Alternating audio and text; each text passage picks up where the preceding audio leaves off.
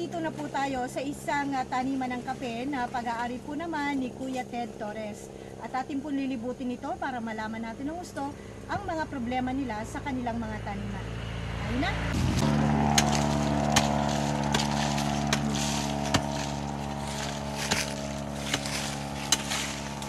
Kasalukuyan pong nagkukultivate ng lupa si Kuya Ted at yan po, lalagyan natin ng mga dumi ng hayop ang palibot po ng puno para po naman ay mapatabaan muli ang puno. Ito pong dumi ng hayop na ating ilalagay ay mula po sa mga dumi ng manok at pugo. Ito po ay manok at pugo na ginamitan ng A2B. Kaya po itong mga dumi na to ay siyang magbibigay uli ng pag-asa doon sa mga pananim ni Kuya Ted para muling mamunga at sumigla. Kailangan po kasing mabigyan ng sapat na nutrisyon ang tanim at itong ilalagay nating dumi ng hayop ay hindi na po kailangang bulukin dahil ito ay ready na gamitin na organic fertilizer. Ngayon, ang ating Philippine A2B technology, isang kutsara po ito, ilalagay natin sa isang litron tubig. Ito po ang gagawin nating pandilig at pang-spray sa kabuuan po ng puno ng kape para ang makuha natin ang ating mission at target na muling pasiglahin ang puno para masipag siyang magbunga, muli siyang palakasin at patibay ng resistensya laban sa sakit at insekto at pahabain natin ang productivity ng punong ito para mas matagal mapakinabangan ng mga magsasaka. So ngayon, hahaluin na po natin to at ipang-spray. So ay lalagyan naman natin ng Philippine A2B technology ang kabuuan ng puno mula po sa mga dahon hanggang sa pinaka-base o puno ng ating kape. Ngayon, nalagyan na rin po, kung makikita nyo sa baba, nalagyan na rin po, bukod sa mga butas na inihukay at tinabunan, nilagyan po ng dumi ng hayop na ginamitan ng A2B. Meron na rin po sa ibabaw, nilagyan natin para mahusto natin ang pagpapataba sa puno.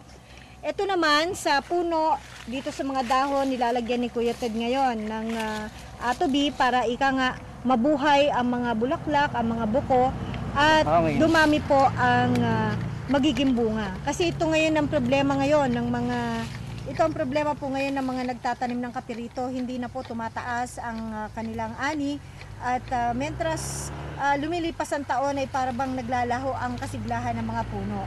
So napakarami po nilang hindi na masyadong kumikita dito po sa Indan, Cavite. Ginawa mo? Lagis tabo. Oh, babara kasi, no? Talin mo muna. Ako na. Papatiningin mo. Ako na. May... Ano tapo na?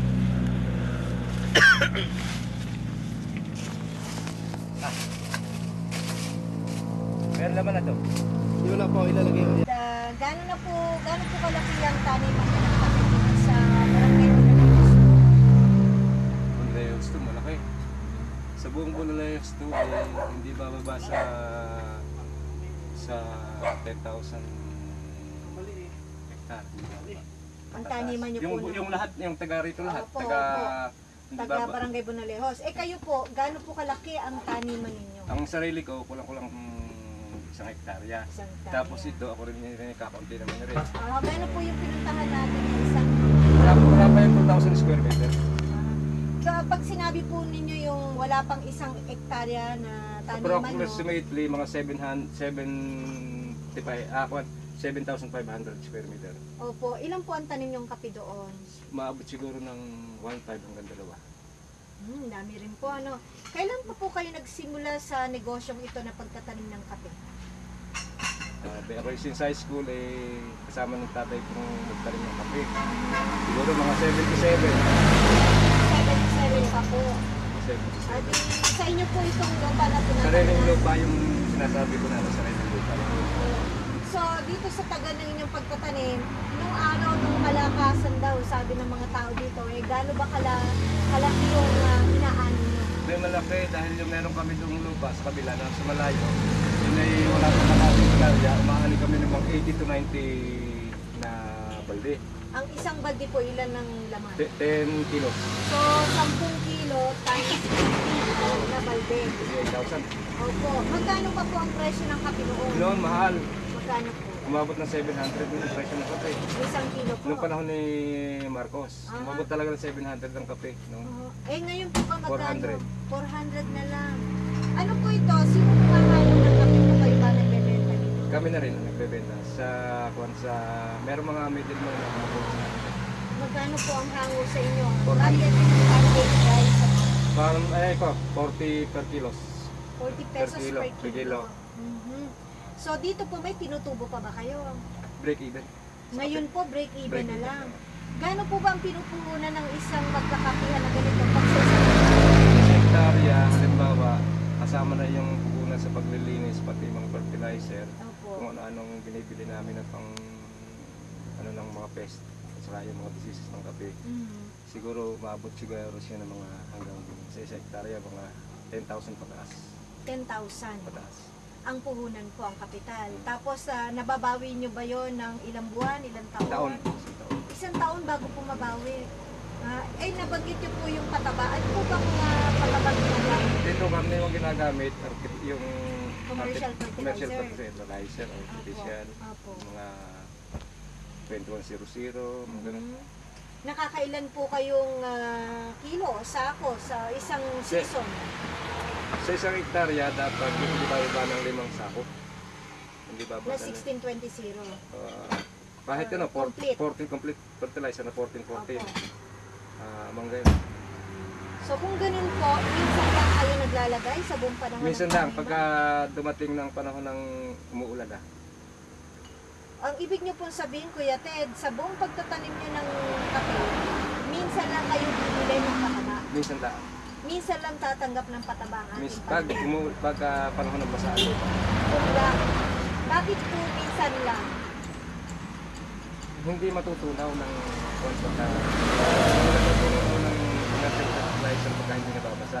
Hindi nyo po hinahalo sa tubig. Mga kaibigan, matapos natin puntahan yung taniman ng kape ni Kuya Ted at ngayon nandito pa rin naman sa tabi natin si Kuya Ted at nais natin siya bigyan ng dagdag na kaalaman para may bahagi nga niya sa kanyang mga kasamahan dito at mga kapitbahay.